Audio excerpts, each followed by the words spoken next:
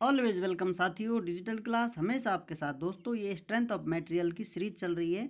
ये जो भी कंटेंट अब तक आपको पढ़ाया गया है और इस आगे वीडियो में पढ़ाया जाने वाला है, वो सभी कंटेंट आप पीडीएफ फॉर्मेट में डाउनलोड कर सकते हैं। दोस्तों, यदि आपका कोई कंपटीशन से रिलेटेड डाउट है तो आप हमसे कॉन्टैक्ट कर सकते हैं। दोस्तों, वीडियो डिस्क्रिप्शन चेक करें। वीडियो डिस्क्रिप्शन में आपको कॉन्टैक्ट लिंक मिल जाएगी, वहाँ जाकर आप हमसे संपर्क कर सकते हैं। दोस्तों, जो दोस्त हमारे द्वारा प्रोवाइड कराए जा रहे इस कंटेंट के लिए फीस देना चाहता है, हमारा एफर्ट उन्हें पसंद आ रहा है, जो दोस्त हमें इस नंबर पर @UPI या @Paytm लगाकर पेमेंट कर सकते हैं। दोस्तों, जो दोस्त पेमेंट करने में समर्थ नहीं है वो हमें लाइक शेयर एंड सब्सक्राइब कर भी सपोर्ट कर सकते हैं। दोस्तों, आपका सपोर्ट बहुत मैटर करता है।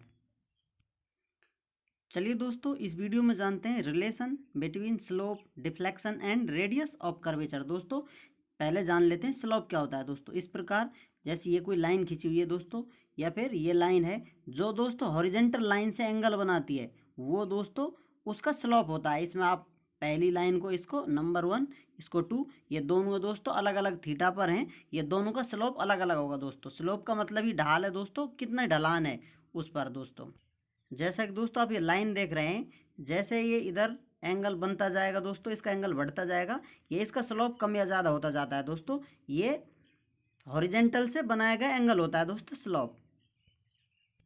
जैसा कि दोस्तों इस डायग्राम से आप देख सकते हैं, छोटी लाइन का थीटा एंगल 1 है दोस्तों, और बड़ी लाइन है उसका थीटा 2 है। दोस्तों, ये ज़्यादा स्लोप है इसका और एक का कम है। दोस्तों, ये एंगल ही डिसाइड करता है स्लोप कम है या ज़्यादा है। चलिए दोस्तों, अब जान लेते हैं डिफ्लेक्शन। जैसा कि आपको यहाँ डायग्राम में बीम नज़र आ रही है दोस्तों, इस पर लोड लगाया जाएगा दोस्तों कहीं भी किसी पॉइंट पर, तो इसमें बेंडिंग आएगी दोस्तों इस प्रकार की। ये बेंडिंग आती है दोस्तों, जैसा आप यहाँ देख सकते हैं, ये डायग्राम बना हुआ है। इसमें जो ये अपनी ओरिजिनल पोजीशन थी दोस्तों, लोड लगाने के बाद जो बेंडिंग आई है, जो अंतर है इनके बीच का दोस्तों, ये डिफ्लेक्शन होता है। दोस्तों, इसे हम डिफ्लेक्शन कहते हैं। इसे वाई से प्रदर्शित किया जा रहा है दोस्तों। और जो ये इस बीम पे आप कहीं से भी सेक्शन कट करेंगे दोस्तों, इस प्रकार जो भी आप सेक्शन लेना चाहें, इतना ले सकते हैं, इतना ले सकते हैं। जो सेक्शन लेंगे दोस्तों, वो आर्क होती है दोस्तों। जिस जिस सेक्शन से आप ले रहे हैं दोस्तों, ये सेक्शन ले लिया है, तो ये एक इस प्रकार एक सर्किल बनाती है दोस्तों। और जो इनकी रेडियस, ये सर्किल होती है दोस्तों, इसकी रेडियस है ये रेडियस ऑफ कर्वेचर होता है। जैसा कि दोस्तों ये कोई आर्क है, जो बीम में आपने सेक्शन कट किया है, जो कर्वेचर आया हुआ है दोस्तों, डिफ्लेक्ट हुई है लोड लगाने से, स्ट्रेस से दोस्तों। इस प्रकार इस आर्क को कंप्लीट किया जाए दोस्तों, इस प्रकार एक सर्किल ड्रॉ हो जाएगा। और दोस्तों इस सर्किल की जो रेडियस होगी, वही रेडियस ऑफ सर्किल या रेडियस ऑफ कर्वेचर होती है दोस्तों। चलिए दोस्तों, जैसा कि अपने इस डायग्राम में ये सर्किल बना हुआ है दोस्तों, इस बीम के डिफ्लेक्ट होने से, अब इस डिफ्लेक्शन में दोस्तों और इस रेडियस ऑफ कर्वेचर में, इनमें दोस्तों रिलेशन फाइंड आउट कर लेते हैं। अब इसमें से मान लो इतना सा हम सेक्शन कट कर लेते हैं दोस्तों, इसको नाम दे देते हैं ए और बी। अब इस पर स्टडी करेंगे दोस्तों हम, ये एंगल हो जाएगा इनके बीच में। अब दोस्तों जो सेक्शन हमने कट कर लिया था, उसे हम यहाँ ए बी के रूप में इस प्रकार लिख देंगे दोस्तों। ए और बी, ये बहुत स्मॉल सेक्शन है दोस्तों, स्टडी करने के लिए यहाँ आपको बड़ा दिखाई दे रहा है, लेकिन जैसा हम पहले से पढ़ते आ रहे हैं, बहुत छोटे से सेक्शन पर जिसकी लेंथ बहुत कम होती है दोस्तों, माइनर माइक्रोस्कोपिक लेवल पे देखी जाए, उस प्रकार स्टडी की जाती है दोस्तों। इस प्रकार ये आर्क ले लिए दोस्तों, और मान लेते हैं ए और बी दोस्तों ये पॉइंट हैं, इन दोनों को इस प्रकार डी थीटा एंगल है दोस्तों, इन दोनों ए और बी जो पॉइंट हैं इस आर्क के बीच में डी थीटा एंगल बनाया जा रहा है दोस्तों, इस प्रकार ये एंगल है। अब दोस्तों हम पॉइंट ए पर एक टेंजेंट खींचते हैं दोस्तों, जैसा कि आप देख रहे हैं यहाँ पॉइंट ए पर टेंजेंट खींचा हुआ है यहाँ। और दोस्तों ये दूसरा टेंजेंट हमने बी पर खींच लिया है दोस्तों, इस प्रकार आप देख सकते हैं। अब जो टेंजेंट खींचे हैं दोस्तों, मान लेते हैं ये थीटा एंगल बना रहा है दोस्तों हॉरिजेंटल से, तो दोस्तों पॉइंट ए पर थीटा एंगल बना रहा है, तो इससे थोड़ा ऊपर है दोस्तों, थोड़ा सा ज़्यादा एंगल बनेगा, थीटा प्लस डी थीटा। इसमें जो एंगल होगा दोस्तों, इस एंगल से ये एंगल माइनर थोड़ा सा अधिक होगा दोस्तों। इस प्रकार ये theta plus D theta angle बन जाता है। और जो दोस्तों ए और बी के बीच की जो आर्क है, इसकी लेंथ हम डी एस ले लेते हैं दोस्तों। चलिए दोस्तों, अब जान लेते हैं हमने क्या किया है, क्या हम कर रहे हैं। Consider a small portion A B of a beam bent into an arc as shown in figure.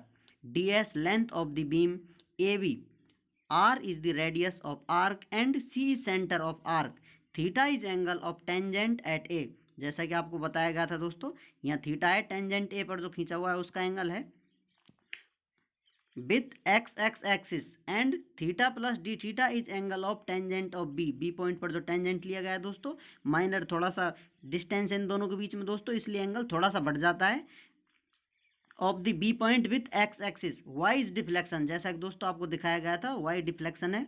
B know that angle is equal to arc बटे रेडियस होता है दोस्तों। और ए सी बी के बीच में जो एंगल है दोस्तों वो डी थीटा है, जैसा कि हमने यहाँ देखा था दोस्तों। इनके बीच में जो एंगल है दोस्तों डी थीटा है। इस प्रकार जो हमने यहाँ आपको ड्रॉ कर कर दिखा रखा था दोस्तों, वो सब यहाँ पर लिखा हुआ है। अब इस प्रकार दोस्तों इस फॉर्मूले से हम यहाँ इसे ड्रॉ कर सकते हैं दोस्तों। एंगल डी थीटा है अपना, आर्क की लेंथ डी एस है और रेडियस आर है दोस्तों। इस प्रकार ये हमने लिख दिया है। इस प्रकार हमें आर फाइंड आउट हो जाता है दोस्तों। R is equal to D S over D theta, इस प्रकार हम लिख सकते हैं दोस्तों।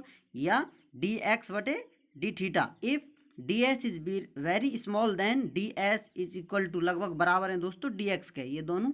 यदि ये अपना जो आप स्टडी कर रहे हैं यहाँ बताया जा रहा है दोस्तों, जैसा कि आप इस पर हम स्टडी कर रहे हैं, ये सेक्शन ले रखा है दोस्तों, वही सेक्शन है, यहाँ से हमने यहाँ ले लिया है इसको आसानी समझने के लिए दोस्तों। ये बहुत छोटा है दोस्तों जिस पर हम स्टडी कर रहे हैं, तो हम मान सकते हैं दोस्तों ये डी एस और ये डी एक्स दोनों लेंथ बराबर हैं दोस्तों। ये कितना स्मॉल है इसे जानने के लिए आप समझ सकते हैं दोस्तों, ये 3 पॉइंट बने हुए हैं। इस प्रकार इन 3 पॉइंट ऑफ स्टडी की जाती है दोस्तों। इस प्रकार एक लाइन है, दूसरी लाइन इस प्रकार, तीसरी लाइन इस प्रकार दोस्तों, इनसे ट्राइंगल बन रहा है, उस पर हम स्टडी कर रहे हैं। इतना स्मॉल सेक्शन हो सकता है दोस्तों, यहाँ इनकी रेडियस होगी दोस्तों। इस प्रकार हम मान लेते हैं कि ये डी एस और डी एक्स बराबर हैं दोस्तों, क्योंकि बहुत छोटी हैं तो इन्हें हम मान सकते हैं आसानी से। इस प्रकार दोस्तों हमने डी एस को डी एक्स से रिप्लेस कर दिया है, वही यहाँ पर लिखा हुआ है दोस्तों। अब हम लिख सकते हैं दोस्तों ये डी एक्स बटे डी थीटा है दोस्तों, आर के बराबर में, तो हम 1/r अर्थात आर को इन्वर्स कर देंगे दोस्तों, तो डी थीटा ऊपर आ जाएगा, डी एक्स नीचे आ जाएगा दोस्तों। इस प्रकार हमें इक्वेशन नंबर 1 मिल जाती है। अब इस प्रकार दोस्तों जो ये अपन छोटे सेक्शन पर स्टडी कर रहे हैं, इनमें देख लेते हैं दोस्तों। एक्स डायरेक्शन में डी एक्स लेंथ है दोस्तों, अर्थात एक्स डायरेक्शन में देखा जाए ए पॉइंट और बी पॉइंट में डिस्टेंस इतनी है दोस्तों, और वाई डायरेक्शन में देखा जाए डी वाई है दोस्तों। और ये ए से बी पर जो पॉइंट खिंचा हुआ है दोस्तों ये टेंजेंट है। जैसा दोस्तों अभी आपको बताया गया था माइक्रोस्कोपिक लेवल पर स्टडी चल रही है, तो जो ये टेंजेंट है दोस्तों, ए पॉइंट और बी पॉइंट बिल्कुल पास पास हैं, तो ये दोनों के पास से जा रहा है दोस्तों, ए और बी के पास से। इस प्रकार टेंजेंट है दोस्तों इन दोनों के बीच में, तो जो एंगल बन रहा है दोस्तों यहाँ, उतना ही एंगल यहाँ बनेगा दोस्तों थीटा। इन दोनों में एंगल थीटा बनता है दोस्तों, इस ट्राइंगल में एंगल थीटा बनेगा दोस्तों। क्योंकि दोस्तों इस टेंजेंट पर आप कहीं भी इस प्रकार ट्राइंगल ड्रॉ करेंगे दोस्तों, तो जो ये एंगल होगा सभी का थीटा ही एंगल रहेगा दोस्तों। अब सुविधा के लिए दोस्तों वो ट्राइंगल हमने यहाँ ड्रॉ कर लिया है। अब इसमें दोस्तों हम लिख सकते हैं tan theta is equal to D Y बटे D X is equal to theta दोस्तों। इस प्रकार हम इसे लिख सकते हैं। यदि दोस्तों ये थीटा जो बहुत छोटा हो दोस्तों, रेडियन में हो, तो इसे tan थीटा की जगह हम सिर्फ थीटा से प्रदर्शित कर सकते हैं दोस्तों। इस प्रकार हम लिख सकते हैं, अपने पास ये सेकेंड इक्वेशन मिल गया, theta is equal to D Y over D x.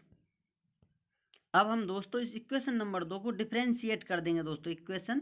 Differentiate equation second with respect to x.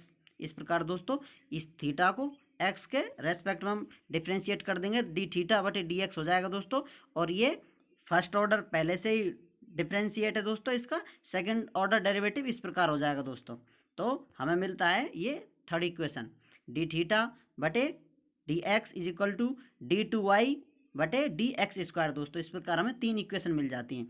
अब हम लिख सकते हैं दोस्तों, यहाँ पर हमें मिल गया डी थीटा के is equal to D square Y बटे डी एक्स स्क्वायर मिल गया दोस्तों। और पहले भी हमें ये रिलेशन पहले भी हमें मिल चुका है दोस्तों, जैसा आप देख सकते हैं इस प्रकार। अब इनको हम तीनों को एक साथ लिख देंगे दोस्तों, इससे इक्वेशन हमें आगे मिल जाएगी 4 नंबर की दोस्तों। इस प्रकार हमने लिख दिया है, इन 3 इक्वेशन से इनको बराबर कर दिया दोस्तों। 1/r is equal to D theta by D X is equal to D square Y by D X square दोस्तों। इस प्रकार हमें नंबर 4 इक्वेशन मिल जाती है। यहाँ लिखा हुआ दोस्तों from first and third equation, ये फोर्थ मिली है दोस्तों हमें थर्ड और फर्स्ट इक्वेशन से। अब दोस्तों हम जानते हैं वेंडी इक्वेशन ये होती है दोस्तों, m/i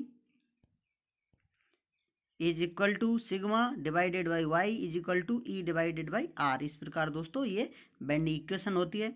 इससे हम दोस्तों इसको डी थीटा बटे D X is equal to D square Y बटे D X square is equal to M बटे ई आई, इस प्रकार हम लिख सकते हैं दोस्तों। ये हमें रिलेशन मिल जाता है slope, deflection and radius of curvature दोस्तों। इस प्रकार आप समझ सकते हैं दोस्तों। ये इक्वेशन इसके बराबर है दोस्तों, तो ये भी 1/r के बराबर होगी दोस्तों। ये इनका रिलेशन होता है slope, deflection and radius of curvature का।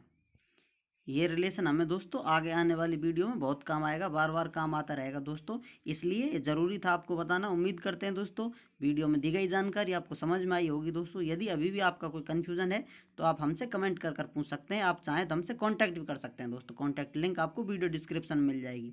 वीडियो को अंत तक देखने के लिए, चैनल पर प्यार बनाए रखने के लिए आपका बहुत बहुत धन्यवाद।